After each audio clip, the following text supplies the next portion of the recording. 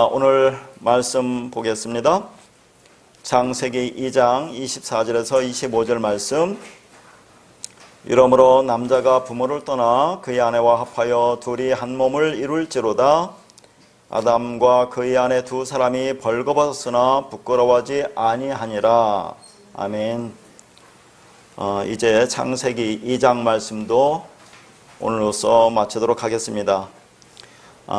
이상의 모든 피조물들은 하나님을 설명하는 도구라고 했죠. 그리고 역사는 그 과정이라고 했습니다.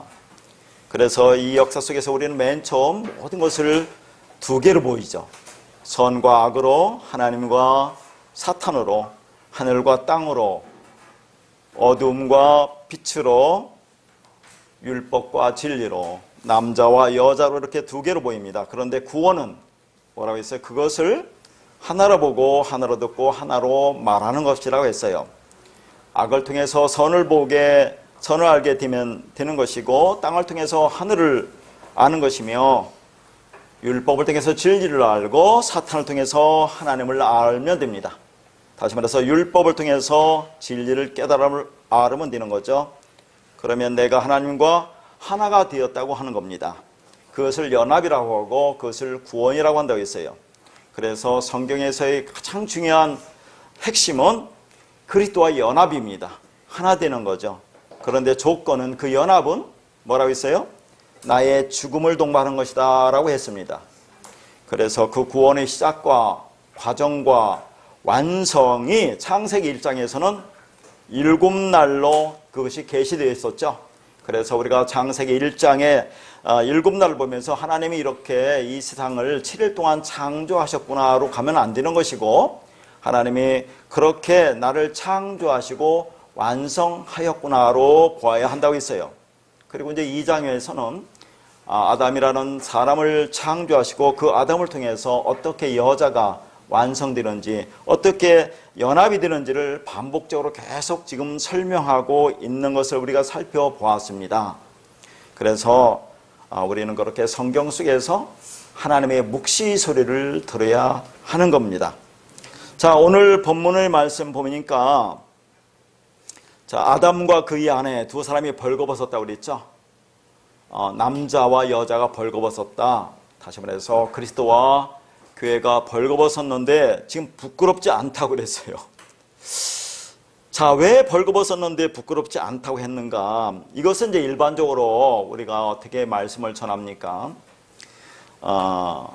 창세기 2장과 3장의 차이점은 뭐죠?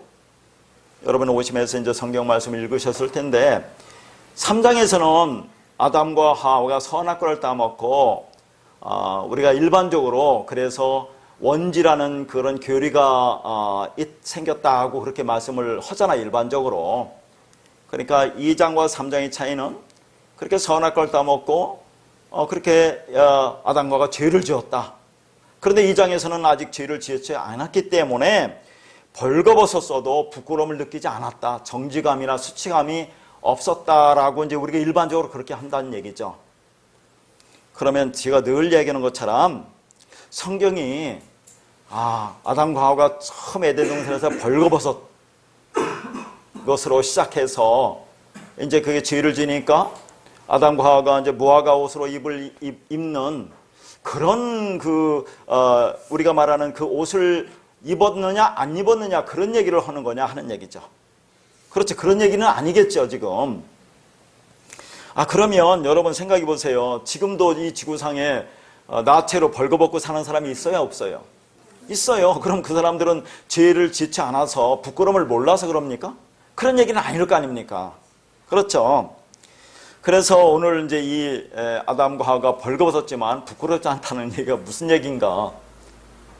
시작 전에 여러분 이해를 돕기 위해서 한번 생각해 볼까요? 우리가 이 땅에서 왜 부부관계를 주었겠어요?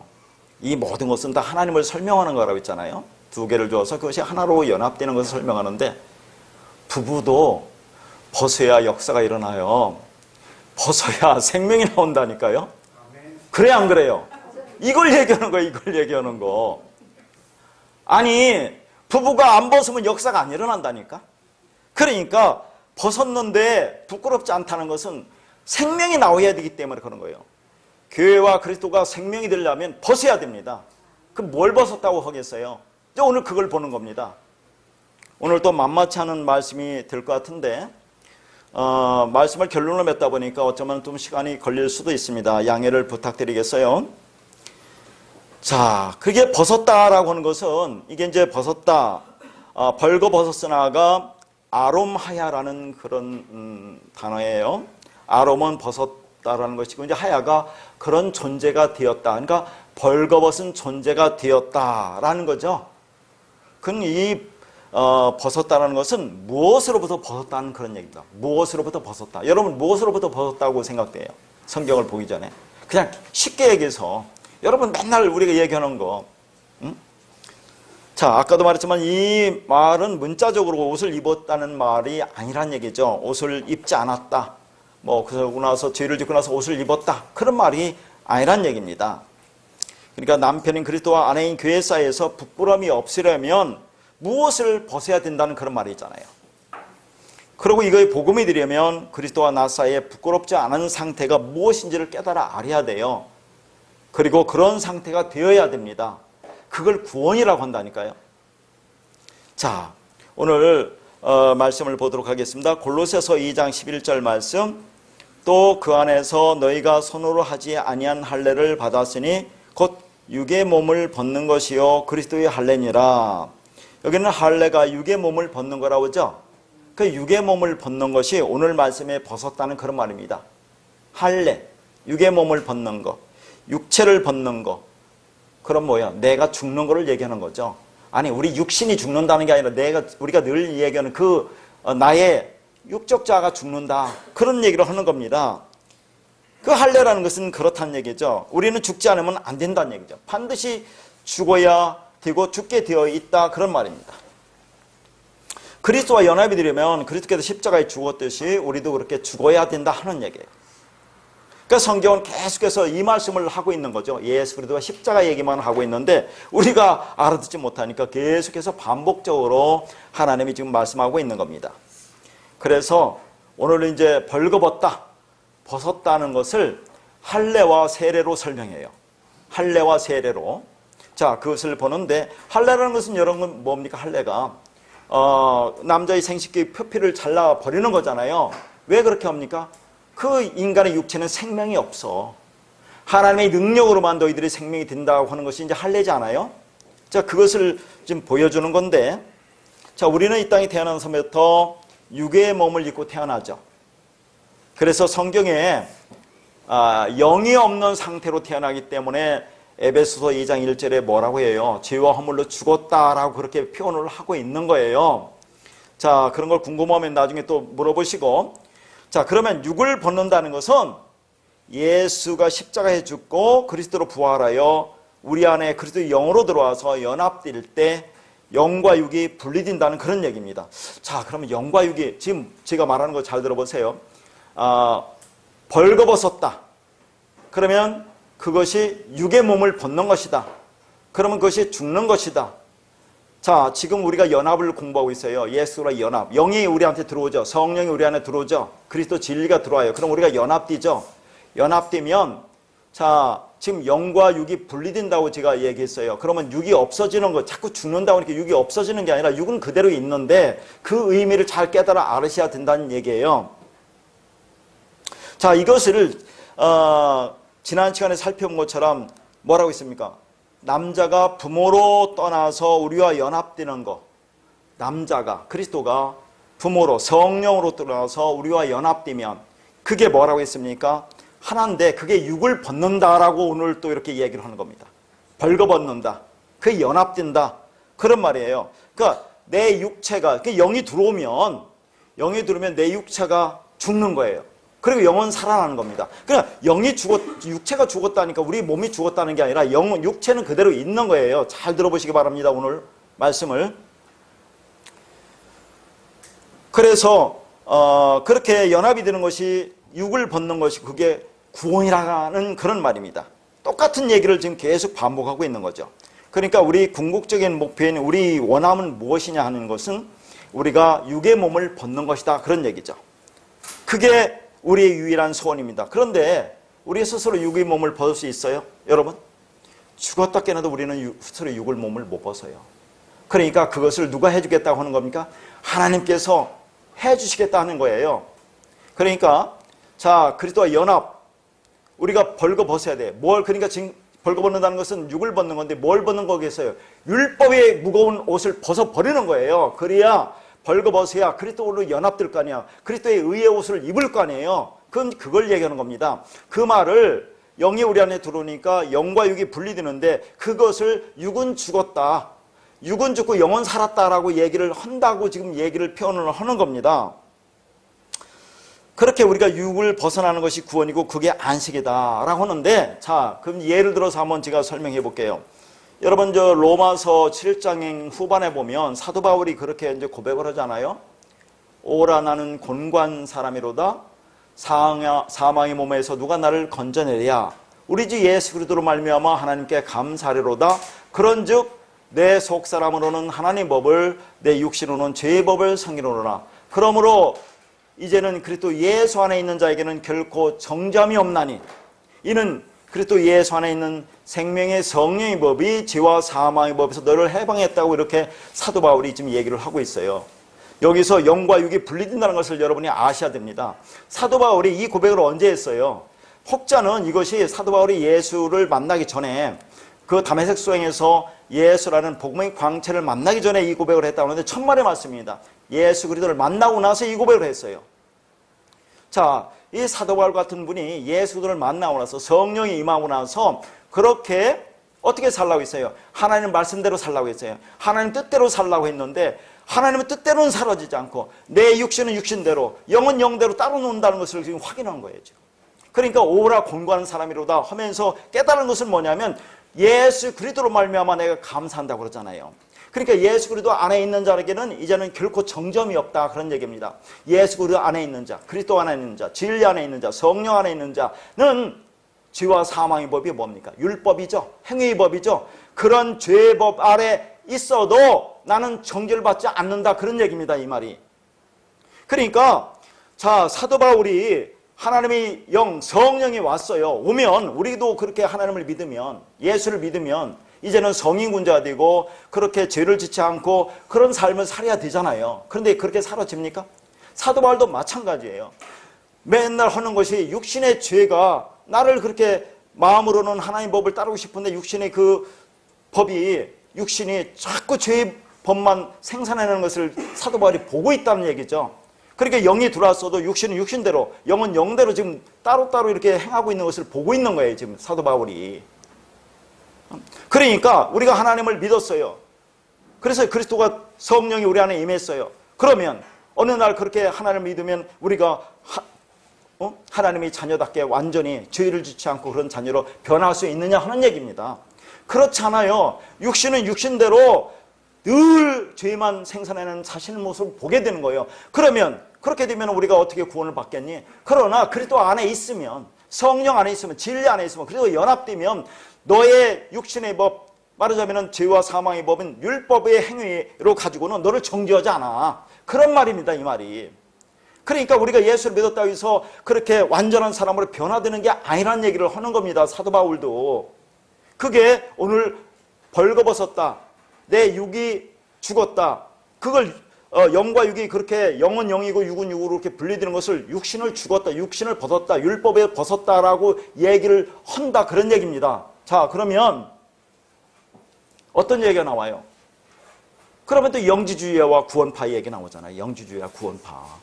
그러니까 예전에 우리 전하는 이 복음을 전하는 사람들이 듣고 인터넷에 그렇게 질문을 하는 걸 보았어요. 그러면 너희들이 구원파와 영지주의가 다른 게 뭐냐? 지금 무슨 말 했어요? 그러니까 육신은 어떤 죄를 져도 이제는 구원과는 관계없으니까 막 살아도 된다 그런 얘기가 나올 거 아닙니까? 제가 지금 얘기한 걸 보면 사도 바울이 그렇게 얘기했으니까 아니 육신은 내가 어떻게 통제가 안 돼. 나는 어쩔 수가 없어. 오직 성령 안에 연합돼서 성령으로 이끌림 받으면 그러면 그것이 육신에 내가 짓는 죄와는 아무 상관이 없다라고 하면 육신은 마음대로 살아도 된다는 그런 말이 되잖아요. 그게 구원판입니까? 영지주의가 뭡니까? 영과 육신은 뭐라고 합니까? 이원을 주장하잖아요. 영은 선하고 이거 육은 악하다고 이원을 주장한다니까 그들은. 그러니까 영은 선하니까 이 영이 육에 갇혀 있으니까 내 금욕주의, 내 육신을 그렇게 학대해서 그 육으로부터 영을 끄집어내야 한다고 하는 것이 금욕주가 나왔어요. 그리고 자, 육은 아무런 상관이 없으니까 내 육은 마음대로 살아도 된다고 하니까 거기서 뭐가 나왔어요? 쾌락주의가 나온 거 아닙니까? 그러니까 내 마음대로 살아도 돼 하는 게 구원파란 얘기예요. 자, 그들은 뭐냐면 진리 지식을 깨달아 알므로 구원받는다고 해요. 우리와 똑같죠. 진리 지식을 깨달아 알므로, 그노시스, 그러므로 너희가 구원을 받는다고 하는 것이 우리 얘기는 그들 얘기가 똑같은데, 그러면 그렇게 해서 구원받으니까 육신은 나오랴 아무 상관이 없어. 이건 마음대로 해도 돼. 이렇게 나온다는 얘기예요. 이게 구원파나 이게 영주의가 이렇게 하는데 우리도 그렇게 생각하는 사람들이 있다니까요. 지금 이 말씀을 듣고. 그렇게 인터넷이나 어디서 이렇게 이 간증하는 얘기들을 보면 어떤 딸이 그렇게 글을 올리는 게 있어요. 아버지가 그 김 목사의 말씀을 듣고 그렇게 진리를 깨달았다고 하는데 이제 어떻게 하느냐면, 자, 나는 진리를 깨달았다고 하면서 매일 술을 먹으면서 자기 엄마하고 자기를 때린대요. 들어봐라. 말씀이 이렇게 하느냐고. 그런 사람들이 지금 한두 명이 아니에요. 어떤 여자는 그렇게 이 말씀을 듣고 아니 바람 펴도 된대 하고 바람 났는데 그 남자가 남편이 와서 하소연하더라는 얘기도 들어본다니까요. 잘못하면 이게 영주의자나 구원파로 갈 수 있는 것과 똑같아요. 여러분 깨닫지 못하면. 자, 그러면 이 말이 지금 분명히 사도 바울 얘기하고 제가 지금 쭉 얘기했어요. 그러면 거기서 끝나는 게 아니라는 것을 우리가 말씀을 보고 확인해야 하잖아요. 그래서 이제 세례라는 말을 보는 겁니다. 세례가 뭐라고 있는지를 우리가 성경에 보는 거죠. 베드로전서 3장 21절을 봅니다. 물은 예수 그리스도께서 부활하심으로 말미암아 이제 너희를 구하는 편이 곧 할 세례라. 이는 육체의 더러운 것을 제하여 버림이 아니요 하나님을 향한 선한 양심의 간군이라. 이렇게 나와요. 자, 아까는 할례가 나오고 지금 세례가 나옵니다. 육의 몸을 벗는다는 것을 두 가지로 지금 설명하는 거예요. 지금 베드로전서 3장 21절 바로 앞에 20절에는 뭐라고 나옵니까? 노아의 홍수가 나오죠. 그 홍수 때에 노아의 방주에서 물로 구원을 받은 자가 몇 명이냐 하면서 겨우 8명이라고 하면서 21절에 이렇게 나오는 거죠. 물은 예수 그리스도께서 부활하심으로 말미암아 너희를 구하는 편이 곧 뭐라고요? 세례라 라고 하는 거죠. 자, 우리 뭐 세례가 뭔지 알죠? 세례라는 것은 나 옛사람이 물에 빠져 죽는 거죠. 죽고 새로운 사람으로, 새로운 생명으로, 새로운 피조물로 살아나는 거. 그게 뭐예요? 그리스도 연합이잖아요. 세례가 연합, 하나 되는 거. 그래 내 옛사람이 죽는 거죠. 육의 몸을 벗는 거죠. 율법이 몸을 벗는 거잖아요. 그래서 연합되는 거니까. 그것을 또 고린도전서 10장 2절에서는 사도 바울이 뭐라고 합니까? 세례를 모세에 속하여 구름과 바다에서 너희들이 세례를 받았다 그렇게 얘기하잖아요. 그러니까 물이라고 하는 것은 여러분, 이 물은 우리가 항상 진리라고 하잖아요. 근데 성경은 전부 다 물은 진리라고 말하고 그것이 어떤 사람에게는 그렇게 은혜의 물, 진리의 물, 생명의 물이 되지만 누구에게는 저주의 물이 된다니까요. 그 물 속에 빠져 죽는 사람이 있고 그 물로 인해서 살아난 사람이 있다는 것을 지금 보여주고 있는 겁니다. 세례가 지금 그렇다는 것을 얘기를 하거든요. 지금 여기서. 그런데 그렇게 그 세례라고 하는데 그것을 표로 우리에게 주었다고 지금 얘기를 하고 있어요. 표로 주었다고 하는데 그 세례의 의미가 뭔지를 한번 보세요. 상당히 까다롭고 어렵습니다. 잘 들으셔야 돼요. 육체의 더러운 것을 제하여버림이 아니요 하나님의 향한 선한 양심의 간구라고 있어요. 자, 우리가 그리스도와 연합되는 것을 세례라고 합니다. 하나 되는 거. 그것은 그렇게 했다고 해서 그것이 육체의 더러운 것을 제하여버리는 게 아니래요. 무슨 말인지 알겠습니까? 사도 바울 고백과 똑같은 거예요. 내가 그리스도와 연합돼서 하나가 되었다고 해서 그것이 육체의 더러운 것을 제어버리는 게 아니다. 그런데 우리는 이 더러운 육체를 고쳐서 깨끗하게 만들어 쓰려고 하고 있다는 얘기예요. 이것을 안 되는 것을 든다고. 그러니까 뭐 기독교뿐 아니라 불교 같은 경우에서도 수십 년 동안 과부자상으로 그렇게 소도정진하고 기독교에서도 매일 새벽기도 하면서 철야기도 하고 그렇게 40일 금식기도 해도 돌아서면 똑같지 않습니까? 인간이? 안 된다는 거죠. 그러면 안 되니까 아까도 말처럼 육신은 안 되니까 그러면 마음대로 살아도 되느냐? 이게 문제라는 얘기잖아요. 여기서 이제 우리가 핵심 말씀을 찾는 겁니다. 그러면 그래도 되느냐? 그 뒤가 그렇게 나왔어요. 그러니까 자, 이 세례라는 것이 그렇게 육체의 더러운 것을 제해버림이 아니라고 합니다. 육체의 더러운 것이라는 것은 뭐냐면 모든 것을 율법으로 보는 그런 상태로 되어 있는 나라는 죄의 공장으로부터 나오는 모든 것들이 육체의 더러운 거예요. 우리는 죄의 공장입니다. 거기로부터 나오는 모든 것들, 그거 제거할 수 있니? 너가? 그걸 없애려고 한다는 얘기죠. 육체의 더러운 걸 제거한다는 것은 겉만 닦는 겁니다. 아니, 겉만 닦는다고 해서 속이 깨끗해지느냐 하는 얘기죠. 겉도 깨끗하게 닦아지도 않겠지만 속을 깨끗이 하면 겉도 깨끗해진다는 것이 성경적인 원리예요. 그렇죠? 자, 그런데 여기서 이제 중요한 것이 그게 아니야. 그러면 계속해서 육체는 아무런 나하고 관계없으니까 마음대로 되느냐 하는데 그 다음이 중요한 겁니다. 자, 세례라는 것은 그게 아니요. 하나님을 향한 선한 양심이 간구라. 이게 가장 중요해요. 하나님을 향한 선한 양심이 간구라. 자, 그런데 여기서 이제 우리가 또 보여야 될 것이 있어요. 하나님의 선한 양심을 간구하는 것이 육을 벗는 것이죠. 속을 깨끗이 하는 겁니다. 그게. 여기서 하나님이라는 것이 데오스예요. 데오스. 헬라어로 데오스. 알았죠? 그런데 선한 양심이라는 것이 헬라어로 데오스인데 거기에 호데오스라고 안 돼 있어요. 그냥 데오스라고 돼 있어요. 여러분. 자, 성경에서 정관사가 있는 것이 상당히 중요합니다. 호데오스라는 것은 그 하나님을 얘기하는 그 하나님. 바로 우리가 말하는 유일한 하나님. 근데 여기는 그냥 데오스예요. 데오스라고 하는 것은 신이라는 얘기거든요. 그러면 그 신이는 너희들이 신이야 이런 얘기예요. 지금 우리 보고 신이라고. 자, 그 말이 요한복음 10장 34절에 있습니다. 예수께서 이르시되 너희 율법에 기록된 바 내가 너희를 신이라 하였노라 하지 아니었느냐. 그러죠. 그 율법이 뭐냐면 시편 82편 6절을 인용한 겁니다. 율법이라는 것은 뭐 모세오경 율법 아니에요. 성경에 그것을 저 구약을 전부 다 율법으로 보죠. 신약도 우리가 그 문자로 보면 율법으로 보는 거예요. 다. 그러니까 율법이라는 것은 시편 82편 6절을 인용한 겁니다. 거기 뭐라고 되어 있느냐면 내가 말하기를 너희는 신들이며 다 지존자의 아들들이라고 하였으니 이렇게 나와요. 율법에. 하나님이 그렇게 말한다는 얘기죠. 자, 이스라엘에서는 하나님으로부터 재판권을 위임받은 사람들을 뭐라고 합니까? 신이라 불렀어요. 여기도 하 엘로힘이 아니라 그냥 엘로힘. 너희들이 신이야. 그런 얘기예요. 그러니까 여기서 신이라는 말은 하나님 자신을 가리키는 것이 아니라 하나님을 대신하여 하나님의 일을 수행하는 그 당시 제사장들이나 재판관들을 가리키는 말입니다. 이것이. 그러면 여기서 지금 예수님이 자, 율법에 기록된 바 내가 너희를 신이라 하였다 하는 것은 왜 이런 얘기를 했겠어요? 지금 왜 이렇게 하셨죠? 지금 유대인들과 예수님이 논쟁을 하는데 예수님이 뭐라고 하냐면 내가 하나님과 하나야. 내가 하나님이야 하라니까 유대인들이 뭐예요? 너가 어떻게 하나님이냐? 왜 신성모독하느냐? 그런 얘기를 할 때 아, 율법에 너도 신이라고 있는데 내가 하나님이라는 게 뭐가 잘못되니? 이런 얘기를 하는 거예요. 지금 이게. 그러니까 여기서 하나님이라는 것은 지금 말하는 그리스도와 연합된 자. 우리가 계속 그거 보지 않습니까? 그래서 연합되면 우리가 아담으로 들어가면 그리스도 안으로 들어가면 우리가 뭐라고 한다고 했어요? 너가 그리스도야. 아, 너가 여호와야. 그렇게 얘기를 하잖아요. 하나 됐으니까 우리가 말하는 그 그리스도 하나님의 유일하신 그 그리스도는 아니지만 너희들은 하나님의 아들들이라고 한다니까요. 그리스도라고 한다니까요.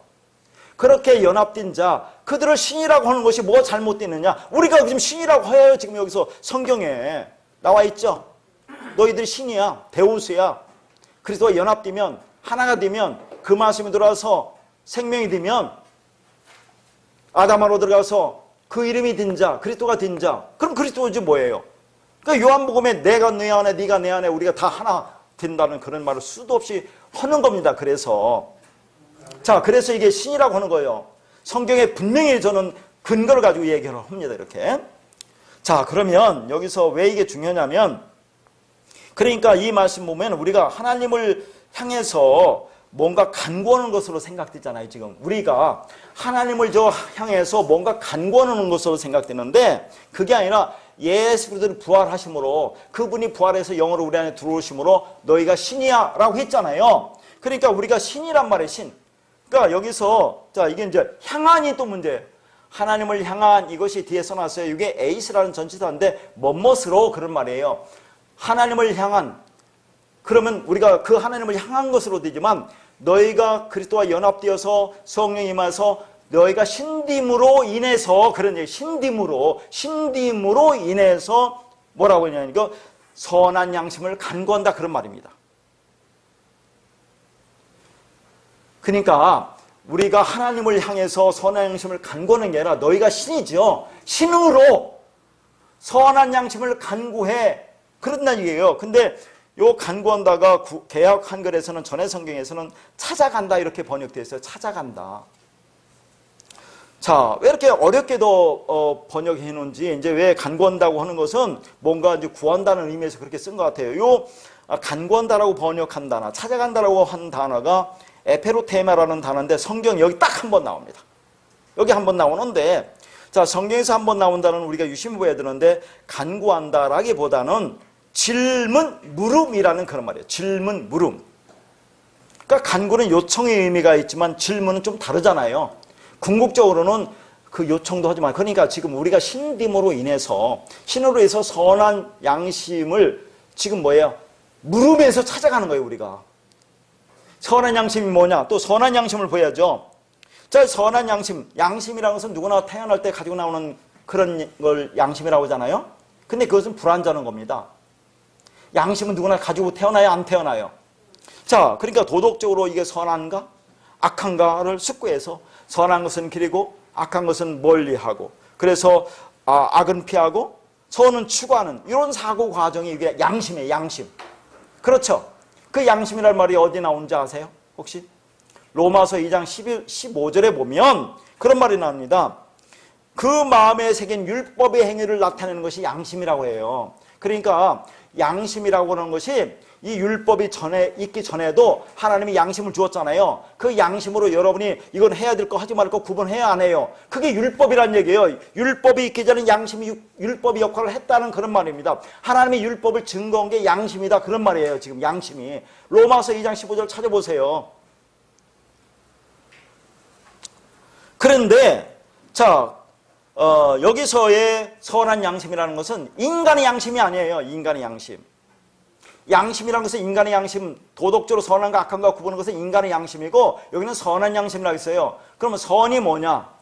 이 선이라고 하는 것은 여러분, 아가토스라고 제가 여러 번 얘기했죠. 아가토스가 뭡니까? 하나님이 선. 거기 뭐냐면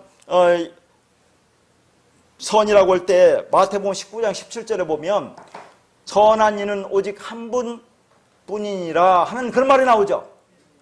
선한 분은 한 분뿐이다 할 때 그 선, 아가토스, 하나님을 가리키는 거, 그게 선이에요. 선. 그러면 인간의 선, 눈에 보이는 선은 뭡니까? 이게 칼로스라고 있잖아요. 제가 칼로스. 하나님의 선, 아가토스, 인간의 선, 눈에 보이는 선, 칼로스라고 했습니다. 그러면 자, 여기서 선한 양심은 어떤 양심이겠어요? 그러면 양심인데 무슨 양심? 선한 양심. 하나님의 양심. 절대적이고 완전하신 하나님을 가리키는 그 선인 양심. 그 선한 양심이 뭐겠어요? 하나님의 진리를 얘기하는 거 있잖아요. 자, 그러니까 이제 우리가 자, 이제 거기 더 설명을 하면서 제가 마무리 짓게요. 그 양심이라는 것은 너무 자세히 해서 죄송합니다. 쉰 에이 데시스라는 말인데, 쉰은 함께 더불어와 에이도라는 보다 알다의 합성어서 유래해요. 그러니까 이 양심이라는 게 뭐라고요? 더불어 보고 더불어 아는 거예요. 누구나 보고 누구나 아는 거. 그걸 아까 설명을 안 했네. 먼저 그걸 했어야 되는데. 그게 양심이란 얘기죠. 자, 그러면 여기서 하나님을 향한 선한 양심의 간군이라가 뭐겠어요? 자, 내가 그리스도와 연합됐어요. 그러면 내가 진리가 됐죠. 신이 됐죠. 그 신됨으로 우리가, 그러니까 지금 사도 바울이 잘 보세요. 그 성령이 진리가 우리 안에 들어왔어요. 들어왔는데 그렇다고 해서 내가 완전한 하나님의 그 말씀으로 죄 짓지 않고 살지 못하는 것을 보고 있잖아요. 보고 있어요. 그래서 탄식을 해요. 육은 육대로 놀고 영은 영대로 가는구나 탄식하지만, 그렇다고 해서 그걸로 끝나는 게 아니라 우리가 그리스도와 연합됐어요. 그리스도와 하나 됐어요. 그래서 내가 진리가 됐어요. 성령이 내 안에 임했어요. 그러면 그런 자는 그 신됨으로 인해서 하나님이 선한 양심을 물음에서 찾아가는 게 있다 그런 얘기예요. 하나님의 선한 양심, 그 진리를, 그러니까 성령이 내 안에 옴으로 인해서, 내가 진리가 됨으로 인해서, 연합이 됨으로 해서 그냥 나 육은 육이고 나는 뭐야 마음대로 사는 게 아니라, 그러니까 이 육을 고치려고 하는 게 아니라, 잘 들으셔야 돼요. 우리가 열심히 행해서 내가 열심히 노력하고 기도하고 뭐 금식하고 해서 육을 고치고 육을 깨끗하게 만들어서 살려고 하는 그런 쪽으로 가는 게 아니라 이 선한 양심 쪽으로 가라 그 말이죠. 하나님의 진리를 찾아가라는 얘기예요. 물으면서, 계속해서 물으면서 간구하면서. 그러니까 그런 면에서 좀 간구란 말도 되죠. 하나님, 그 진리가 나 안에 있는데 이 진리를 통해서 내가 나를 이끌어가는 하나님의 뜻이 무엇입니까? 하고 그 진리로 점점점 깊이 들어가라 그 말입니다. 그렇게 들어가면 뭐예요? 육을 벗어나는 거잖아요. 그러니까 잘 들으셔야 돼요. 우리가 영과 육이 있는데 내 육을 내가 이 땅에서 지금 다 그렇게 하잖아요. 교회 와서 열심히 노력하고 힘써서 애써서 그렇게 갈고 닦아서 깨끗한 삶을 살아라, 선한 삶을 살아라, 그렇게 성화를 이루라, 그런 쪽으로 가는 게 아니라 이것은 안 되니까 내가 관심은 뭐예요? 하나님과 연합됐죠. 진리와 연합됐죠. 내가 진리가 됐죠. 진리잖아요. 그러면 그 성령이 내 안에 있으니까 그 성령을 통해서 간구란 얘기죠. 그 진리됨으로 해서 그걸 간구함을 통해서 그 말씀으로 더 깊이 들어가다 보면 이 육은 멀어지고 진리만 드러나는 거 알 거 아닙니까? 진리 속으로 들어가는 거죠. 그러니까 뭐라고요? 골로새서에서 그리스도와 함께 살리심을 받았으면 위의 것을 생각하라. 땅의 것을 생각하지 말라. 자꾸 땅의 것을 생각하지 않고 위의 것을 생각하게 되죠. 여러분이 이 육신의 것, 이 땅의 것이 아니라 하나님 것을 생각하면 이 육신의 것을 벗어지게 된다는 얘기예요. 그렇게 가는 거지 우리가 이걸 벗는 게 아니란 얘기예요. 지금 제가 말하고자 하는 것은. 그러니까 구원파나 영주주의나 이 말씀을 잘못 들으면 엉망으로 듣고 그렇게 행한다니까요. 마음대로 해드는 게 어디가 마음대로입니까? 그 진리가 있고 선한 양 있어서 나를 이끌어가는 그게 있으면 그 선한 양심을 하나님이 주신 그 양심, 진리를 찾아가면서 물으면서 기도하면서 그렇게 가라 그런 얘기죠. 그러다 보면 내가 이 땅에 육신을 점점 벗게 되는 거, 그거 관심이 없어진다는 얘기지. 이게 관심이 없어진다. 일부러 오는 게 아니라 관심이 없어지죠. 하나님 것만 생각하는데 이게 관심이 있어집니까? 없어집니까? 없어지잖아요. 그 얘기를 하는 겁니다. 그러니까 얼마나 중요한 거예요 이게. 그러니까 세례 할례라는 거, 그게 벗는 거예요. 그게 연합되는 거죠. 그러면 완성되는 거 아닙니까 그게. 그러니까 지금 여러분과 제가 지금 예배를 드릴 때 이 예배가 뭡니까? 내가 하나님 아들로서 진리로서 하나님과 그 선한 양심을 서로 지금 뭡니까? 소통하는 상태. 이게 소통하는 거, 이게 그게 세례의 바른 의미다 그런 얘기죠. 그러니까 우리가 그래서 이 겉을 닦으려고 하지 말고 속을 닦는 데 관심을 가지라는 얘기죠. 하나님의 말씀, 진리 말씀이 나와의 어떤 관계인가, 그 진리 말씀이 나를 어떻게 이끌어가나, 그 진리 속으로 점점 더 깊이 들어가면 겉도 깨끗해지지 않겠느냐. 윤리도덕적으로 왜 깨끗한 삶을 못 사느냐 하는 얘기입니다. 이게 관심이 아니라 이쪽에 관심이 있으면. 그렇게 우리는 더욱더 진리 안으로 들어가 진리로 세움을 받아야 됩니다. 겉을 보이려 하지 말고 속엔 진리와 연합, 하나님과 하나됨에 더욱 관심을 가져야 돼요. 여러분이 관심은 무슨 말인지 알겠죠? 육은 안 됩니다. 이걸 관심이 아니라 영, 하나님과의 관계, 이걸 관심 가지면 이것은 벗어지게 되어 있다는 얘기예요. 이 오늘 그 얘기를 합니다. 율법은 그렇게 벗어지는 거죠. 그래서 우리가 진리를 모르는 사람과 대화를 하면 대화가 안 돼요. 왜 대화가 안 돼요? 우리가 물론 이 말씀이 정확하게 정립이 안 된 경우도 있지만 정립됐다고 하더라도 일단은 여러 사람과 대화할 때 우선 쪽수에서 밀리잖아요. 우리가 그들이 여러 사람이 말로 하면 쪽수에서 일단 밀려요. 그러니까 어떤 때는 답답해요. 화가 나요. 열이 받아요. 스트레스 받아요. 그러면 어떤 때는 부끄럽게까지 한다니까요. 그런데 사도 바울은 뭐라고 해요? 내가 복음을 부끄러워하지 않는다고 한다니까요. 여러분 복음을 부끄러워하지 마세요. 그들이 쪽수에서 밀리고 그들과 말이 안 된다고 해서 부끄러워하지 말라니까요. 부끄러운다는 것은 여러분이 아직 벌거벗지 못해서 그래요. 연합되지 못해서 그래요. 완전하게 되지 않아서 여러분이 자꾸 부끄러움을 느낀다니까요. 부끄러워하지 마세요. 사도 바울이 그랬잖아요. 난 부끄럽지 않아. 뭐가 어떻게 공격해도 당당하게. 오히려 율법 가진 자들이 우리를 부끄럽게 여겨요. 왜 부끄럽다는 얘기를 오늘 잘 들으셔야 돼요. 율법을 가진 자들이 왜 우리를 부끄럽게 여기겠어요?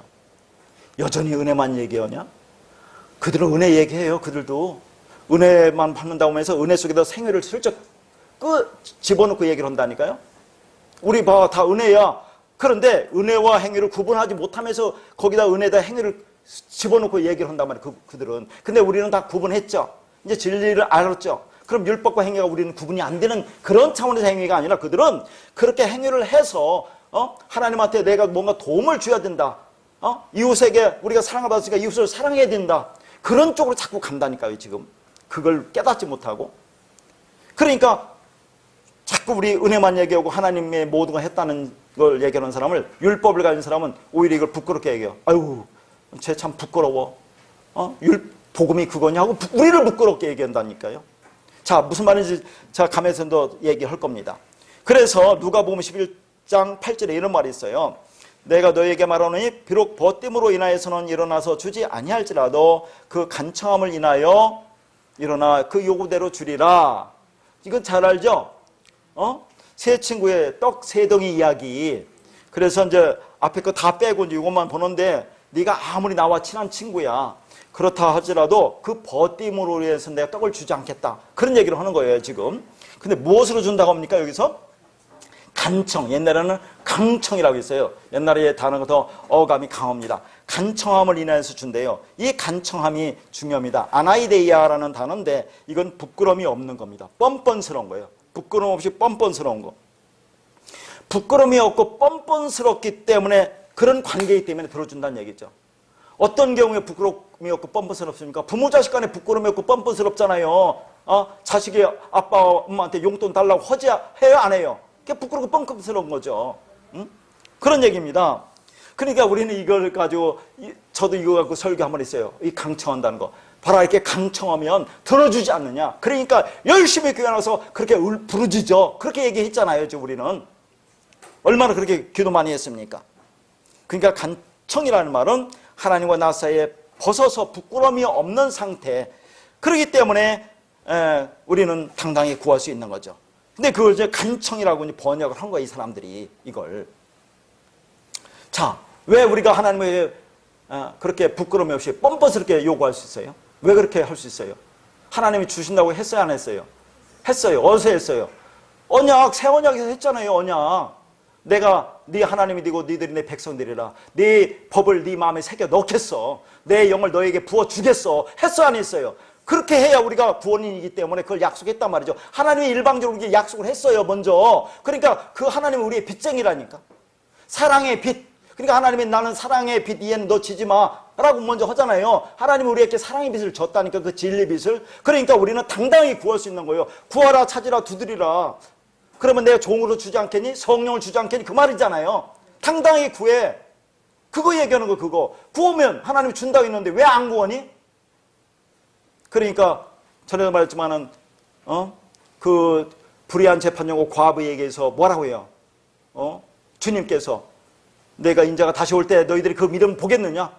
그런 말은 그 믿음, 너희들이 가진 믿음 갖고는 구원받지 못한다는 말도 있지만 그런 믿음도 없는 너희들이야. 구하지도 않는 너희들이야. 그거 구원을 줄 텐데 그 과부, 아버지가 없는 자, 남편이 없는 자, 진리가 없는 자, 율법의 첫 남편의 얽매여서 살아가는 그 여자가 나 진리 주세요, 새 남편 주세요, 그리스도 주세요 하는 그 믿음도 없느냐 니들은? 그 얘기하는 거예요. 뭐 여러분 그렇게 구합니까? 안 구하잖아요. 그거 얘기하는 게 그 믿음도 없느냐. 그거 오늘부터는 그거 구할 겁니다. 물론 다 알고 있지만. 자, 그러니까 하나님이 약속하셨기 때문에 우리는 당당하게 그것을 달라고 요구할 수 있는 겁니다. 주님은 우리에게 성령을 보내주시겠다고, 그래서 구원을 하시겠다고 약속했으니까 우리는 당당하게 하나님께 그 빚을 달라고 구하는 겁니다. 그게 부끄러움이 없는 거죠. 그래서 이제 속옷과 겉옷 이야기도 하잖아요. 속옷과 겉옷, 어떤 게 더러워요, 여러분? 속옷이 더러워요, 겉옷이 더러워요? 겉옷은 먼지 묻으니까 더러워요? 속옷이 더럽잖아요, 여러분. 속옷이 얼마나 더러워요. 그러니까 속옷이 뭐예요? 율법이라고 하는 게 속옷이 율법. 그건 이제 그 나중에 자세히 볼 거지만 우리는 그걸 입고 있는데 그것을 속옷으로 여기지 않고 겉옷을 입었다고 그렇게 생각합니다. 그래서 뭔가 행위로서 결과를 드러내면 내 부끄러움이 감추어진다고 그렇게 생각해요. 그런데 그렇게 열심히 행위를 하면 내 속사람은 뭐예요? 날로 죽어가는 거예요. 파리해지는 거예요, 여러분. 그게 고뇌예요. 그러니까 그 속옷을 벗어야 돼요. 율법의 옷을 벗어야 돼요.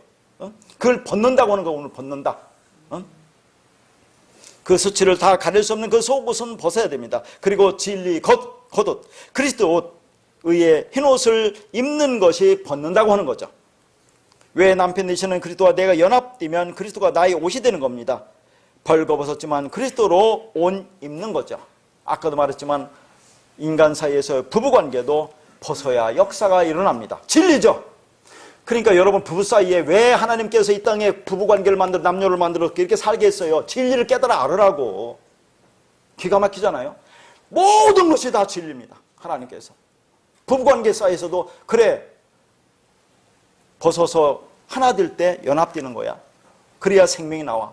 그걸 얘기를 보여주고 있는 겁니다. 그래서 누더기 같은 율법의 옷은 벗어야 됩니다. 그렇게 내 육체를 벗어야 된다는 얘기죠. 육의 몸을 벗는다고 하는 거죠. 그게 내가 발가 벗긴다는 거죠. 그렇게 내 속사람과 겉사람이 분리된다는 것을 깨달아야 하는 거죠. 그러면 이제 우리에게 자유가 임합니다.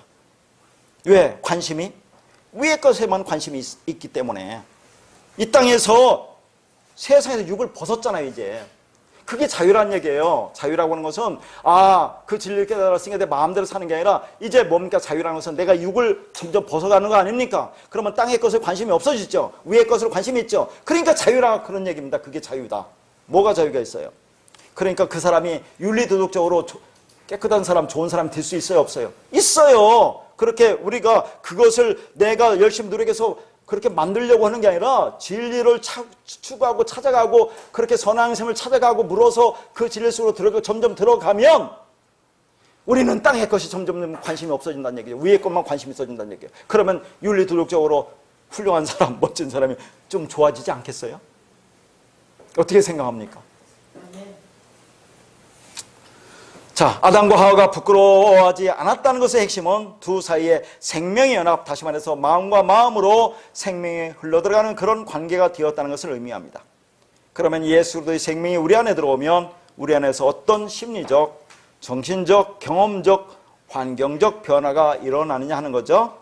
자, 이것도 이 땅에서의 우리의 삶 속에서 나타나는 진리입니다. 여자가 임신하면 나와 다른 생명의 씨가 내 안에 들어오는 것을 경험하는 겁니다. 진리가 내 안에 들어오면 다른 생명이 나한테 들어온 것을 우리가 경험한다는 얘기죠. 그리고 그 씨가 착상되고 수정됩니다. 여러분 한번 물어보겠어요. 난자와 정자가 생명입니까? 생명 아닙니까? 어떻게 생각해요? 난자와 정자는 수정해야 그게 생명이 되는 거예요. 자, 여러분이 진리 말씀 여러분이 들어왔어요. 그러면 그게 바로 생명이 됩니까? 수정되어서 그 안에 생명 수정돼서 그 씨가 들어와서 수정돼야 될까요? 여러분과 수정돼서 생명으로 잉태돼야 게 생명이 되는 거예요. 여러분, 그 본질적인 걸 얘기를 하니까 엉뚱한 말씀 붙들고 지금 돌아다니고 있다는 얘기예요. 지금 이 땅에서. 그렇게 정자는 난자를 만나서 수정돼야 생명입니다. 그것을 서로를 향해 죽는다고 하는 거예요. 남자와 여자가 연합하여 서로를 향하여 생명을 나누면, 다시 말해 죽으면 여자 자궁 안에서 생명이 수정되고 잉태됩니다. 그게 남자와 여자의 죽음을 의미한다는 거죠. 여자의 몸 안에서 여자와 다른 생명이 자랍니다. 그러나 그 생명은 여자와 분리될 수 없는 또 다른 생명이죠. 여자 분리 안 돼, 그 생명은 또. 자, 분리될 수 없는 다른 생명, 이것이 성도가 경험하는 그리스도와의 연합으로서의 구원입니다. 하나님이 우리 안에 말씀으로 심어준 그 생명은 우리 것이 아니죠. 우리 것이 아니에요. 그러나 그 생명은 우리 마음과 역사 속에서 자라나죠. 잘 들으셔야 돼요. 자, 내 인생의 시간과 삶이라는 그런 속에서 그 내용을 사용해서 그 말씀이 자라납니다. 그러니까 하나님 말씀이 우리에 들어와요. 그럼 그것은 내 것이 아니에요. 그런데 내 안에서 자라요. 내 안에서 인생의 시간과 삶이라는 내용을 사용해서 그것이 자라나고 있다, 그런 얘기입니다. 그렇지만 내 것으로 소유할 수도 주장할 수도 없어요. 그러나 나 없이는 또 그 생명이 자랄 수도 없습니다. 이것이 신비란 얘기예요. 이것이. 이러한 경험이 하나님과 나와의 관계 속에서 체험되는 겁니다. 그러니까 우리 신랑 되시는 예수가 먼저 죽었어요. 십자가에서 죽었어요. 그분이 생명의 씨를 우리에게 던져주셨죠. 그래서 신부인 우리가 그 씨를 받으면 우리가 거기서 또 죽는 겁니다. 우리도 같이 죽어야 돼요. 그래야 수정이 돼요. 그래서 생명이 잉태되는 겁니다. 그러니까 우리의 육적 생명의 죽음은 우리가 이 땅에서 무슨 육적인 환난을 그런 얘기가 아니라, 환난과 고난당하는 그런 것이 아니라 내 하나님 자리, 내가 온 우주의 주인으로 내가 조정하고 컨트롤하고자 하는 그런 모든 욕망을 내려놓고 하나님에 의해서 조정당하는 자리로 내려오게 되는 거죠. 그게 고난이고 그게 환난이다, 그런 얘기입니다. 내 육이 죽고 하나님과 연합되는 것이 환난이고 고난이다, 그런 거죠. 이 땅에서 여러분이 그 육신적으로 그렇게 어려움을 당하는 것이 고난이고 환난이 아니라, 물론 깨닫기 위해서, 이 진리를 깨닫기 위해서 사람마다 그런 환경은 여러 가지 다를 수가 있겠지만, 이 육이 죽는 게 여러분 고난이고 환난이라는 얘기예요. 이게 여러분 얼마나 힘들어요. 그게 안 되니까. 그러니까 그 예수 그리스도의 생명이 우리 안에 들어와서 착상되고 성장하고 출산하면 우리는 궁극적으로 어떤 사람이 되느냐 하는 얘기죠. 자, 이제 창세기 3장 16절을 말씀을 읽겠습니다. 또 여자에게 이르시되 내가 네게 임신하는 고통을 크게 더하리니 네가 수고하고 자식을 낳을 것이며 너는 남편을 원하고 남편은 너를 다스릴 것이니라 하시고. 자, 거기 이제 쭉 써오는 것을 한번 읽어보겠습니다. 성령을 받은 우리가 이 세상에서 아들이 되고 약속의 자손을 낳기 위해서는 반드시 해산의 고통을 있어야 합니다. 거기 네가 수고하고 자식을 낳을 거라고 하잖아요. 그 약속의 자손. 자, 우리가 3장 15절에서 뭐라고 해요? 3장 15절이? 원시복음이라고 하죠? 그게 여자의 후손이 이제 너희를 구원할 거야, 그런 얘기를 하잖아요. 3장 15절에서 어떻게 내가 예수를 십자가에 죽고 너희를 구원할 거야, 그런 얘기. 여자의 후손이 예수 그리스도잖아요. 그 예수 그리스도가 죽고 교회를 낳는 거죠. 그러면 교회가 이제 자식을 낳아서 해산하는 거 아닙니까? 자식을 해산하는 거죠. 그리스도를 진리를 낳는 거잖아요. 그게 해산의 고통이란 얘기예요. 그게 아픔이란 얘기예요. 그래서 예수가 교회를 낳고 교회가 예수를 낳는다는 게 그 말입니다. 그렇죠? 3장 15절에서 예수가 우리를 낳습니다. 구원해요. 그러면 우리는, 그 진리가 들어온 우리는 자식을 낳는 거죠. 그러면 예수를 낳는 거죠. 그리스도를 진리를 낳는 거죠. 진리가 되는 거죠. 그게 해산의 고통이라는 얘기죠. 그게 얼마나 힘듭니까? 여러분, 여성분들 자녀를 낳아봤잖아요. 해산의 고통이 없이 어떻게 아이를 낳습니까? 해산의 고통이란 어미 육이 부인되고 삭제당하는 것을 얘기합니다. 죽는 걸 얘기하는 거예요. 죽는 거. 어미가 그 아내의 생명 씨에게 양분을 다 빼앗겨서 결국 해산의 고통으로 죽고 출산하는 것입니다. 그러니까 예수가 교회라는 아들을 낳기 위해서 십자가에서, 언약의 기둥 위에서 그의 몸이 찢김을 당했다는 것을 우리는 기억해야 되는 거죠. 그러면 우리도 그와 같이 십자가에서 그렇게 해산하는 고통을 해야 그리스도의 진리를 낳는다는 그런 얘기입니다. 자, 그런 의미에서 최초의 여자에게 주신 하나님의 그 해산의 고통은 저주가 아니라 하나님의 언약이요 약속이었던 거죠. 최초의 여자에게 주었지만, 그 모형을 주었지만, 우리가 여자 아닙니까? 우리가 교회죠. 우리에게 그런 해산의 고통을 주겠다는 것은 저주가 아니란 얘기예요. 이거 성경에서 너 그렇게 내 말 안 듣고 죄 지었지? 너 해산의 고통 더 해줄 거야. 고통 더 해줄 거야. 그런 얘기 하겠어요, 지금? 그런 얘기 하는 게 아니겠죠. 너희들이 그래서 진리를 낳는다는 것이 해산이고 고통이야. 그 어떤 어려움이야. 그걸 얘기를 하는 겁니다. 나는 너희들을 이렇게 구원할 거야라는 약속이고 언약입니다. 그러니까 하나님이 왜 너희들 말 안 들었어? 너 좀 고생 좀 해. 그러고 심통나서 고통을 더 하였다는 그런 말이 아니란 얘기예요. 그런 하나님이겠습니까? 그런 얘기를 성경에 써놨겠어요? 그렇죠. 내가 네게 임신하는 고통을 크게 더한다는 것은, 다시 말해서 큰 고통을 주겠다. 큰 고통이 있어야 네가 잉태하고 출산하게 된다는 그런 말입니다. 그것은 반드시 있어야 하는 거죠. 네가 수고하고 자식을 낳을 것이다가 그래서 중요한 거예요. 어떤 식으로 낳느냐, 그런 겁니다. 어떤 식으로 자식을 낳아요? 우리가 진리를 낳아요. 진리가 돼요. 어떤 식으로? 육이 죽어야 한다는 얘기. 또 그게 육이 죽어야, 육의 몸을 벗는 걸 얘기하는 겁니다. 율법 아래서 네가 죽어야 넌 비로소 은혜의 아들을 낳을 수 있다는 그런 말입니다. 자, 여기서 자식이라고 나왔죠. 근데 이 성경의 어려움을 또 얘기할게요. 3장 15절에서는 여자의 후손이 제라입니다. 제라, 씨. 그것은 반드시 예수 그리스도만 얘기해요. 근데 여기서는 네가 아들을 낳을 거야. 아들이 자식인데 자, 자식을 낳을 거야? 아들을 낳을 거야? 그 말이에요. 이게 벤이라는 얘기예요. 벤. 그러면 그 3장 15절에 예수 그리스도가 후손이라는 제라와 이 아들이 벤이, 자, 여기서도 아들, 자식을 제라라고 하면 얼마나 좋겠어요. 딱 들어맞죠.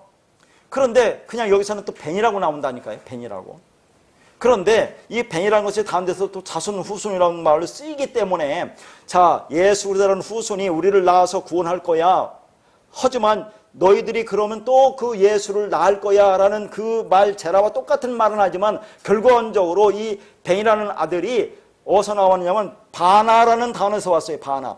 너희들이 짓다 세우다. 뭘 짓고 세웁니까? 하나님의 집을, 하나님의 성전을 짓고 세우는 거죠. 아들을 그렇게 낳아서 세우는 거잖아요. 하나님 집을 세우는 거죠. 그런 의미에서는 같은 의미로 본다는 얘기예요. 이게.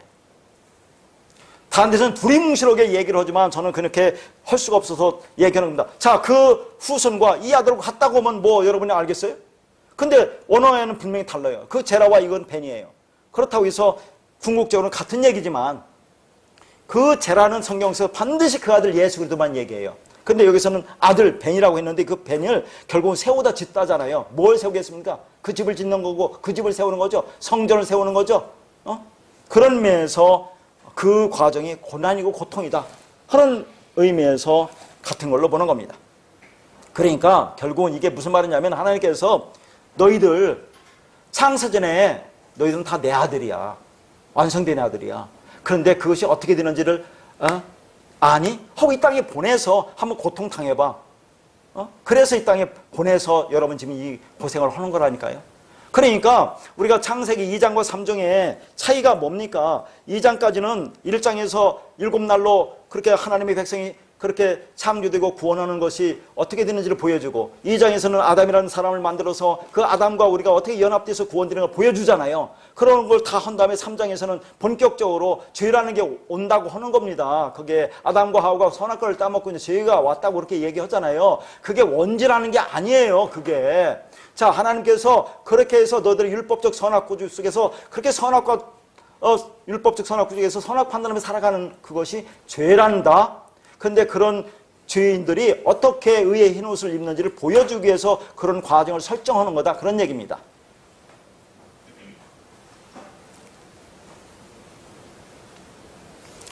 자, 그러면 거기에 보면 너는 남편을 원하고 옛날에는 그 3장 여기 그렇게 나오나요? 자, 너는 남편을 원하고 남편은 너를 다스릴 것이라 그렇게 나오죠?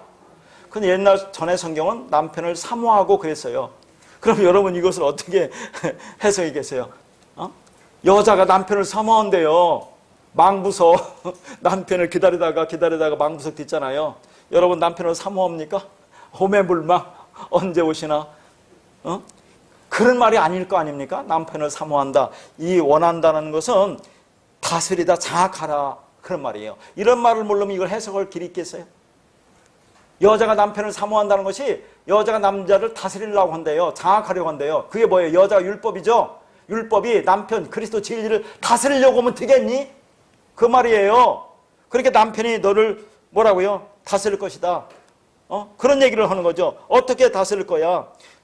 여전히 율법적 산악구조에 빠져있는 너희들, 죽을 수밖에 없는 너희들, 나에게 대적하는 너희들, 내가 반드시 그렇게 너희를 이끌어서 은혜로 그렇게 아들을 낳게 만들 거야. 그게 너를 다스릴 거다 그 말이에요. 내가 너희를 그렇게 반드시 만들 거야. 다스릴 거야. 이게 하나님의 약속이고 언약입니다. 구원의 순서예요. 과정이에요. 어떻게 구원이 이루어지는지 지금 보여주는 겁니다. 이렇게 되는 거야 라고. 이게 어떻게 저어집니까? 복이죠. 그러니까 여러분은 반드시 해산하게 되어 있다. 이 내용을 바울이 디모데에게 보낸 편지에서 이렇게 묘사합니다. 디모데전서 2장 11절부터 15절. 여자는 일체 순종함으로 조용히 배우라. 여자가 가르치는 것과 남자를 주관하는 것을 허락하지 아니하노니 오직 조용할지라.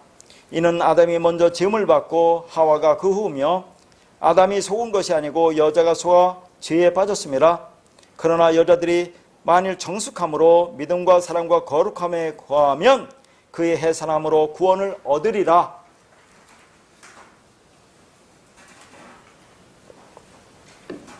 상당히 난해하고 어려운 말이죠.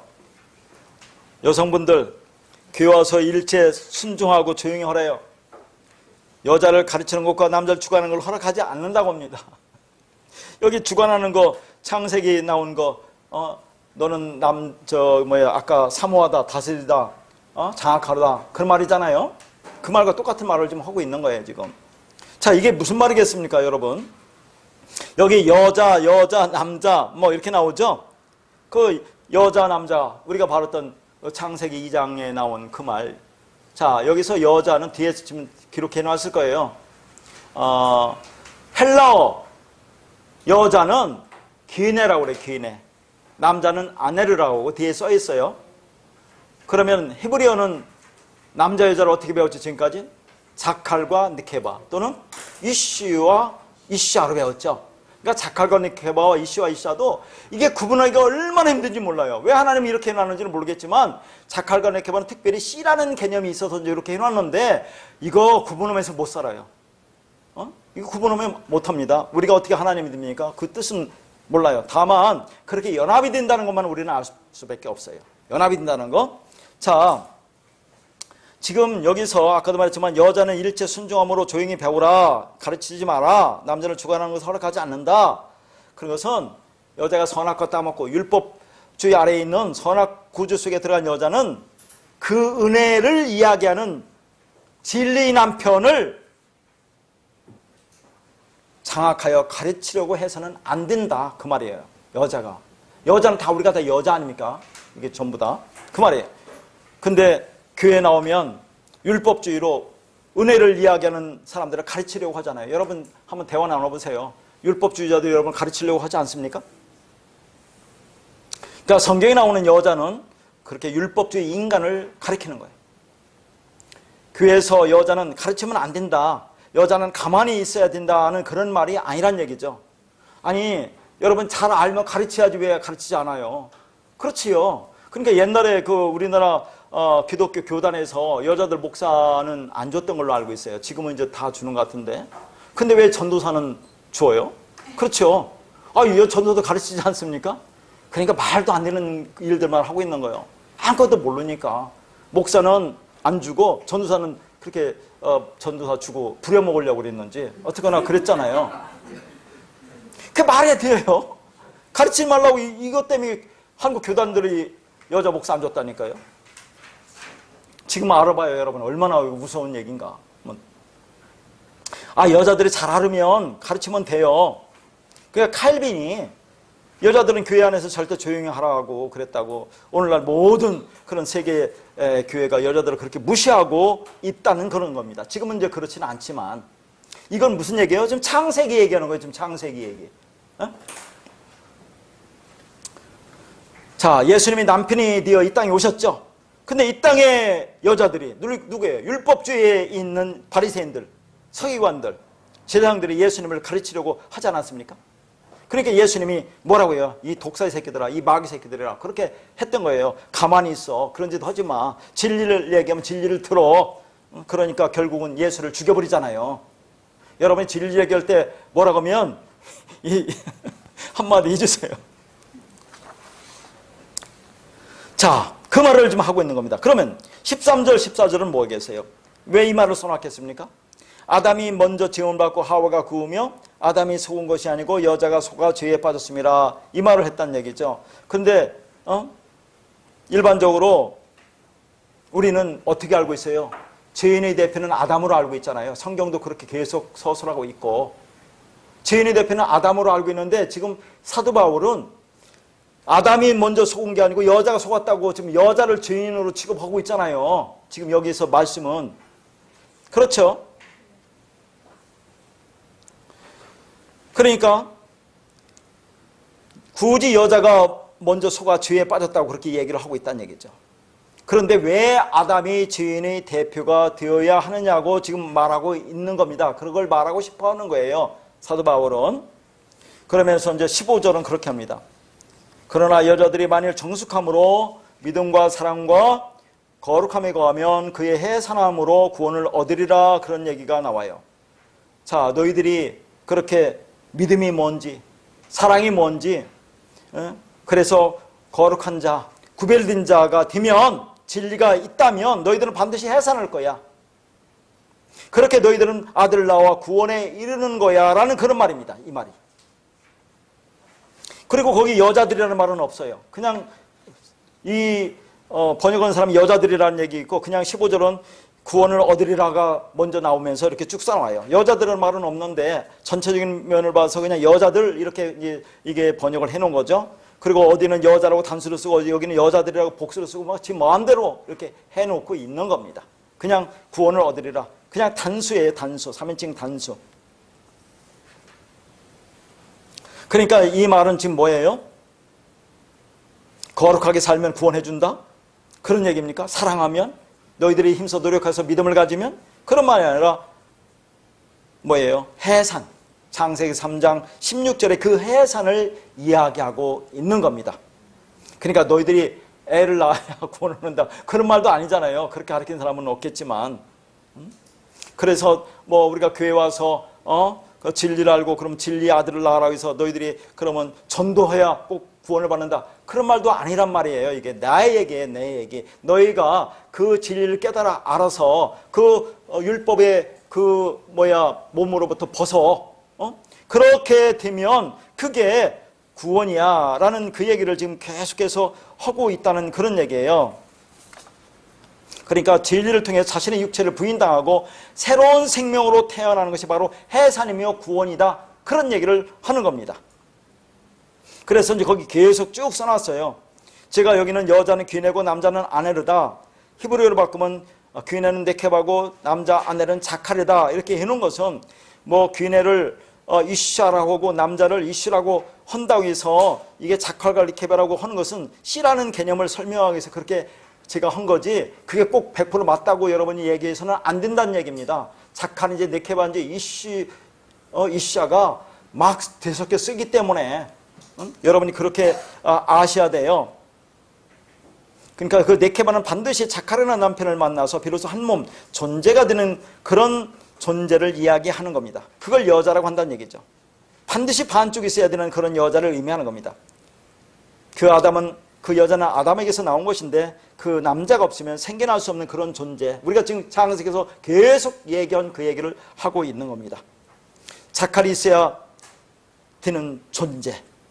이 여자는 아담의 갈비뼈로 만들었다고 할 때만 이슈아 그렇게 썼잖아요. 그래서 그 남편이 없는 자를 과부라고 하죠. 아까도 얘기했습니다. 과부. 그러니까 성경에서 항상 구제 대성을 과부, 과라고 한다는 얘기죠. 아버지가 없는 자, 남편이 없는 자. 그걸 귀인의 과부라고 한다 그 말입니다. 그런데 그 여자가 죄에 빠져서 선악과를 따먹고 선악과를 속으로 빠져 들어갑니다. 그렇죠. 그리고 결국 남자에게도 그걸 먹게 만들어서 죽게 만듭니다. 아담을 멍청한 사람으로 여기서 여기면 안 된다는 얘기예요. 왜 아담이 그걸 받아먹었어요? 왜 받아먹었어요? 율법에 대해서 율법으로 죽어야 우리를 구원할 수 있기 때문에 그걸 받아먹은 거예요. 이 아담 남자는 예수의 모형이죠. 그러니까 성경은 처음부터 이 얘기만을 계속 하고 있다 그런 얘기입니다. 처음부터 다 이 얘기라는 얘기예요. 신랑인 하나님과 신부인 교회의 이야기입니다. 여자는 선악과를 따먹고 율법주의 속으로 빠져들죠. 우리는 죄인이죠. 율법주의 하에 죄인이죠. 그러면 우리는 반드시 죽어야 됩니다. 그런데 그 남자가 그 예수님이 여자를 살려내기 위해서 율법이 되어 죽는 거예요. 예수님이 우리가 건네준 그 선악과를 따먹고 율법을 받아먹고 그분이 율법이 되어 죄인의 대표로 죽는 겁니다. 우리가 죄인인데 예수님이 그 죄인 중에 대표가 되어서 그분이 죽어버렸어요. 그게 하나님입니다. 그것을 뭐라고 하죠? 인카네이션, 성육신이라고 하는 거죠. 그러니까 우리는 아담은 줏대도 없이 그렇게 여자가 준다고 그렇게 홀랑 받아먹니? 가 아니라 예수의 모형으로 그 여자가 먼저 먹고 그 여자 때문에 그 여자가 되어 죽는 예수의 모형으로 우리는 따먹는 것으로 보여야 되는 겁니다. 그래서 바울이 굳이 이런 말을 하고 있는 거죠. 여자가 먼저 먹었다. 따먹었지만 뭐예요? 남자가 죄인의 대표가 된다는 거. 하나님이 죄인의 대표가 된다는 것을 지금 말하고 있는 거예요. 지금. 그래서 아담을 죄인이라고 하는 거죠. 그게 바로 은혜란 얘기입니다. 그래서 그 아담을 오실 자의 표상이라고 하죠. 예수의 모형이 되었다는 그런 말입니다. 왜 남자가 여자의 죄를 뒤집어쓰고 여자의 대표로 죽어야 하는가 하는 겁니다. 여자가 선악과를 먹고 진짜 남편인 그 예수 그리스도 그 하나님이 아닌 뭐예요? 이 세상의 율법이라는 남편을 자기 반쪽으로 여기며 좀 살고 있으니까 그걸 말하는 겁니다. 우리 얘기를 하는 거죠. 그러니까 모든 인간은 이 세상 속에서 자기 구원의 근거로 무엇을 쌓고 제사합니까? 율법 지킴, 자존심, 행위, 자기 됨됨이로 제사하려고 하는 거죠. 그 율법인 남편을 우리는 그렇게 붙들게 됩니다. 그리고 여자는 그걸 생명으로 여기죠. 그러나 옛 남편은 반드시 죽어야 된다는 얘기죠. 그의 가능성, 자존감, 자존심 이런 것들이 남편이고 율법이에요. 그게 죽어야 됩니다. 그게 죽어야 진리, 은혜, 그 복음이 비로소 우리 마음이 들 수 있는 거죠. 그래서 하나님의 율법이 남편이 되어 죽고 진리 영으로 다시 붙어버리는 겁니다. 그게 연합이에요. 그게 육의 몸을 벗는 거예요. 그분이 율법이 되어 죽는 겁니다. 당시 여자들의 생명은 남편이었어요. 그래서 구제와 국률의 대상을 항상 고아와 가부라고 그렇게 하는 겁니다. 구약에서. 아버지가 없는 자. 그거 써놨네요. 하나님 아버지가 없는 자, 그 남편이 없는 자, 그 남편이 하나님이 없는 자, 그 생명이 없는 자를 말하는 겁니다. 그게 바로 우리 역할을 이라는 얘기죠. 우리가 그 역할을 해야 된다는 얘기입니다. 이제는 이 땅에서.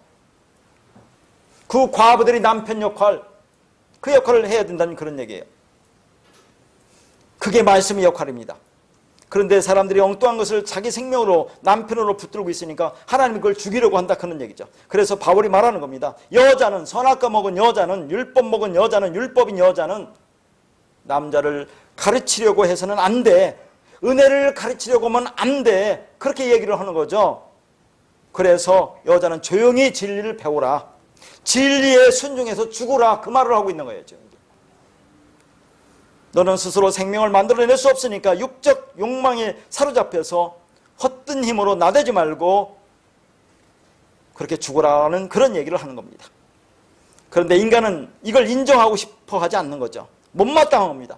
자존심 상하죠. 왜 내가 하나님의 은혜로만 살아야 돼? 한다는 그런 얘기예요. 그러나 진리를 통해서 아까도 얘기했죠.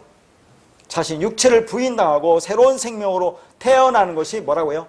바로 해산이며 그게 구원이다 그런 얘기죠. 그래서 여자는 해산함으로 구원을 이룬다고 한 겁니다. 그러므로 해산의 고통은 축복이지 저주가 아니란 얘기죠. 그러면 우리가 이 역사 속에서 겪는 고난과 고통은 무엇이겠어요? 바로 축복이다 그런 얘기입니다. 자, 요한복음 16장 21절 여자가 해산하게 되면 그때가 이르렀으므로 근심하나 아기를 낳으면 세상에 사람 난 기쁨으로 말미암아 그 고통을 다시 기억하지 아니하니라. 이것이 여자가 뭐 그렇게 아이를 낳을 때 그런 고통과 고난을 얘기하겠어요? 그렇게 여자들이 해산할 날짜 잡으면 얼마나 근심 고통이 있어요. 그렇죠. 그러나 그것을 해산하게 되면 그 해산한 기쁨으로 그 고통을 다시는 기억하지 않는다 그런 얘기입니다. 우리 얘기잖아요. 우리 얘기. 응? 여러분이 진리가 되어가는 과정, 그 과정은 고난이고 고통이라는 얘기죠. 그런데 그것을 이 땅에서 문득문득 조금씩 깨달아갈 때 그 기쁨이 얼마나 크냐 하는 얘기입니다. 그렇게 진리 말씀 안에서 그래서 우리는 듣고 또 듣고 같은 말 계속해서 듣고 그렇게 하면서 하나님 앞에서 내가 부인되어 드는 게 맞구나. 내가 불가능한 존재임을 통로당하는 게 맞구나. 그것이 올바른 신앙이라는 그런 얘기입니다. 그런데 그렇게 부인되고 폭로되는 것을 누구나 다 두려워해요. 우리도 그렇잖아요. 우리 이 말씀을 안다고는 우리들도 역시 마찬가지입니다.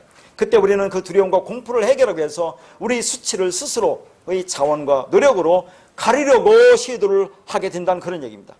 그게 바로 뭐라고요? 율법이요 희생제사죠. 그게 바로 죄라는 그런 얘기입니다. 그러니까 최초의 여자인 하와가 선악과를 먹자마자 눈으로 보게 된 것이 무엇입니까? 자신이 벌거벗은 거잖아요. 자, 그게 수치란 얘기죠. 그런데 그건 뭐예요? 연합되기 위해서, 하나님과 하나 되기 위해서 우리가 다 벗은 거예요. 그걸 지금 1장 2장에서는 보여주잖아요. 그건 부끄러움이 아니에요. 하나님 앞에서 그건 부끄러운 게 아닙니다. 원래 그렇게 벗고 있었죠. 2장까지 벗고 있었다니까요. 선악과를 먹자마자 입었던 옷이 사라진 게 아니에요. 그냥 입고 그냥 원래 벗고 있었던 거예요. 하나님이 그렇게 우리를 창조했다니까요. 죽은 흙으로. 왜 그렇게 하셨습니까? 너희 수치, 부끄러움을 가리는 옷, 너희가 완전하게 되기 위해서 너희를 가리는 그 남편은 바로 나야. 하나님이야 라는 걸 보여주기 위해서 그렇게 하는 거라니까 지금 이게.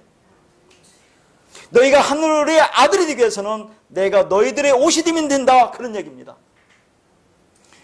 그러니까 너희가 나와 동행하고 함께 있으면 절대 부끄러운 존재가 아니란 말입니다. 그런데 인간들이 저울로부터 떨어져 나와서 혼자 율법주의인으로 자기를 보면 이제 부끄러운 거예요. 자, 왜 부끄러운가를 지금 얘기를 하는 겁니다. 자기 자신의 모습을 그 선악고지로 율법을 보게 되면 이게 부끄러운 거예요. 자, 이제 부끄러운 거 보세요. 율법주의자들이 왜 부끄러워져? 율법주의자들 왜 부끄럽습니까? 아니, 원래는 벌거벗었어요. 우리가 벌거벗었어. 그게 부끄럽지 않은 거예요. 그게 연합이 돼야 되니까. 근데 선악과를 먹고 율법적 구조 속에서 들어가니까 그렇게 벗은 것이 지금 부끄러운 거예요. 지금 부끄러운 거. 왜 부끄럽습니까? 아, 나도 하나님처럼 될 수 있는데 선악과 다 먹고 선악 구조 속에서 왜 내가 하나님처럼 될 수 있는데 왜 하나님 은혜만을 얘기해야 돼? 내 힘과 노력으로 얼마든지 너희를 도와줄 수 있고 보탬이 될 수 있고 이 구원에 기여할 수 있고 내가 전도할 수 있고 그렇게 하나님 나라를 세울 수 있는데 왜 내가 하나님이 주시는 옷만 입어야 돼? 그게 부끄러운 거라니까. 그 사람들은 그게. 그러니까 뭘 입어요? 무화과 옷으로 옷을 해 입는 거예요. 자기 열심히 노력을 해서. 왜 하나님이라는 옷으로 나를 가리려야 하느냐면 못마땅히 하는 겁니다. 자존심 상하고 부끄러운 거예요. 어떻게 하나님처럼 된 인간이 어떻게 하나님의 전적인 은혜로만 존재할 수 있어? 그러면 그는 반드시 그 남편은 하나님을 떠나게 되는 거죠. 그리고 이제 무언가를 열심히 해서 나타나는데 그게 뭡니까? 무화과 나무 잎으로 치마를 해 입는 겁니다. 그게. 창세기 3장 7절 말씀. 이에 그들의 눈이 밝아져 자기들이 벗은 줄을 알고 무화과 잎을 엮어 치마로 삼았더라. 그런 얘기죠. 여기 치마라고 번역된 단어가 하고라는 단어인데 이게 띠라는 말입니다. 성경에서 띠는 뭐죠? 항상 진리를 나타내죠. 진리의 띠, 진리의 허리띠를 띈다고 그런 얘기죠. 애굽에서 나올 때 뭡니까? 허리에 띠를 띠고 먹으라고 그러잖아요. 그런데 인간들이 하나님의 진리를 피조물 수준에서 그 차원으로 이해해버리면 사람들은 뭐라고 해요? 그것을 무화과나무 잎, 그 율법의 띠, 가짜 진리의 띠를 해입고는 창피한 줄도 모르고 이게 가린 거라고 하고 있다는 얘기죠. 무화과나무가 뭡니까? 열매입니까? 열매도 아닌 것이 열매를 흉내내는 게 무화과나무예요. 그래서 무화과나무 잎으로 치마를 해입는 겁니다. 지금도 아까도 말했지만 저 아마존 강이나 아프리카에는 지금도 벌거벗고 사는 사람 있잖아요. 띠를 띠고 그 사람 띠를 띠고 있다니까요. 에덴 동산에서 그렇게 율법이 띠를 띠고 있다는 것을 지금 그걸 나타내고 있는 거예요. 그렇게. 인간은 원래 죽은 흙으로 그게 벌거벗은 인간입니다. 거기에 하나님의 호흡, 생명, 그분이 옷이 입혀져야 비로소 아담 사람이 되는 거죠. 존재가 되는 겁니다. 그러니까 하나님의 백성은 그리스도의 옷 입은 초월적 존재로 사는 자들이에요. 하나님과 연합해서 사는 자들이므로 묵시 속의 사람들입니다. 그래서 이 세상에 묶이면 안 돼요. 원래는. 그런데 그들의 율법의 실과를 먹으면 그들이 그 자리, 그들에게 그리스도라는 옷이 벗겨지게 되는 거예요. 이제는 벗겨지는 게 되는 거죠. 그래서 율법의 그 옷을 해입는 겁니다. 그런데 구원이라는 것은 그것이 어떻게 다시 벗겨지고 그 그리스도 옷으로 입는지를 배우는 것이 이 성경의 얘기예요. 그게 구원이라는 것을 지금 보여주고 있는 겁니다. 전체적으로. 그래서 가죽 옷을 입는 거 아닙니까? 하나님이 아담과 하와에게 입혀준 가죽 옷은 진짜 하나님의 집, 하나님의 성전인 우리 옷입니다. 우리입니다.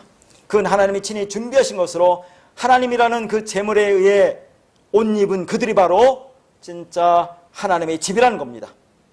하나님과 연합되어 한 몸으로 사는 그분의 백성이라는 것을 설명하고 있는 거죠. 처음부터 끝까지 일관성이 있죠. 뭐예요? 그리스도로 옷 입었다고 하는 겁니다. 그게 은혜의 옷입니다. 그게 연합이고 통일이에요. 그래서 오늘 마지막 말씀 에베소 1장 10절입니다. 하늘에 있는 것이나 땅에 있는 것이 다 그리스도 안에서 통일되게 하려 하심이라. 이게 성경의 전체적인 결론입니다. 에베소가 그렇게 중요한 거예요. 에베소 1장 하늘에 있는 것이나 땅에 있는 것이 다 그리스도 안에서 통일되게 하려 하심이라. 하늘에 있는 게 뭡니까? 진리죠. 땅에 있는 게 뭡니까? 우리 비진리죠. 그 하늘에 있는 진리와 비진리는 우리가 통일된다는 거죠. 연합되는 것이 목표입니다. 이게 연합이에요. 다른 게 아니라. 자, 거기 통일되게 하려 하심이라는 단어가 아나케팔라이 오마이라는 단어예요. 길죠? 아나는 우이고 케팔라이 오마이 합성어에서 유래합니다. 케팔라이 오마이라는 것은 케펠레라는 거 알죠? 여러분 케팔레. 머리 우두머리. 누구? 예수 그리스도죠? 그러니까 뭐예요? 위로 머리가 합쳐지는 것을 통일이라고 하는 거예요. 통일. 위로 머리가 합쳐진다. 그냥 합쳐지는 게 아니죠. 뭐예요? 나의 목이 달아나야죠. 그리고 우리 몸이 예수라는 머리에 붙어버리는 거죠. 우리가 전에는 뭐라고 했습니까? 예수가 십자가에 죽고 뭐라고 했어요? 머리를 숙이고 영원히 떠나가신다, 그런 얘기 있죠. 십자가 얘기를 하니까 머리를 숙이고, 그 머리, 예수 그리스도 머리가 숙였다, 멀리 보내주고 영원히 성령으로 넘겨줬다, 교회로 넘겨줬다, 그 얘기를 하는 거예요. 머리로 통일되는 거, 하나가 되는 거. 성경은 이것이 결론이고 이것만 얘기하는 겁니다. 연합입니다. 하나 되는 겁니다. 그럼 완성이에요. 그게 구원이에요. 그게 생명이에요. 그게 내가 성전이 되고 주님과 연합이 이루어지는 것이고, 그래서 남자가 혼자 사는 것이 좋지 않다고 할 때 그것이 좋은 상태가 되는 것이고, 그게 복음입니다. 이것이 하나님과 우리의 최종 목표입니다. 은혜 있기를 바랍니다.